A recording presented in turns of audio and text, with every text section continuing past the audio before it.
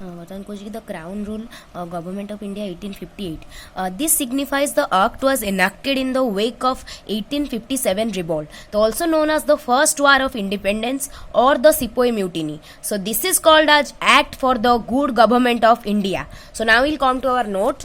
That is, this is called as your government of India act 1858 and wake of revolt 1857 के लिए ये किया गया था. तो act of good government of India इसका नाम था. तो गवर्नर जनरल ऑफ इंडिया जो थे वो वाइसरॉय हो गए और direct representative of the crown और द ब्रिटिश क्राउन वो हो गए. तो governor general of India direct representative हो गए ब्रिटिश क्राउन के और उनका नाम हो गया वाइसरॉय.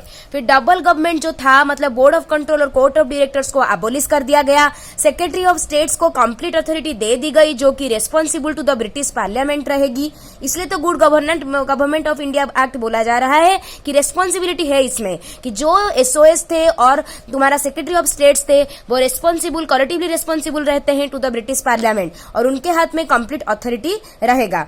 वो लोग भी मेंबर ऑफ ब्रिटिश कैबिनेट रहते हैं. जैसे हमारे कैबिनेट मिनिस्टर रेस्पॉन्सिबल रहते हैं टू द लोकसभा, वैसे ही सेक्रेटरी ऑफ स्टेट्स भी रेस्पॉन्सिबल रहते थे ब्रिटिश पार्लियामेंट के तरफ. तो 15 member council of India assistant देंगे ये सेक्रेटरी ऑफ स्टेट्स को. Secretary of states in council corporate body and capable of being sued and sewing.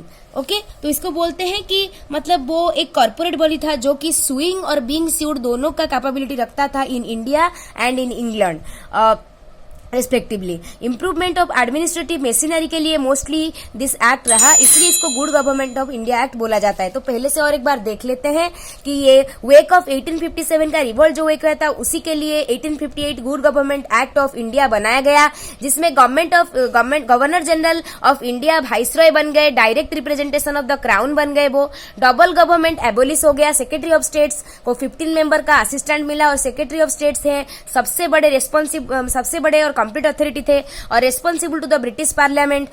ये जो सेक्रेटरी ऑफ स्टेट्स थे वो ब्रिटिश कैबिनेट के मेंबर थे और वो बोल रहे हैं कि 15 मेंबर काउंसिल दिया गया जो कि उनको असिस्ट करेंगे. ये कॉर्पोरेट बॉडी था जो कि बीइंग स्यूड और सुइंग दोनों का पावर रखता था और बोल रहा है कि इंप्रूवमेंट ऑफ एडमिनिस्ट्रेटिव मशीनरी के लिए मोस्टली ये एक्ट किया गया था. So supervise and control any substantial way to the system of government prevailed in India.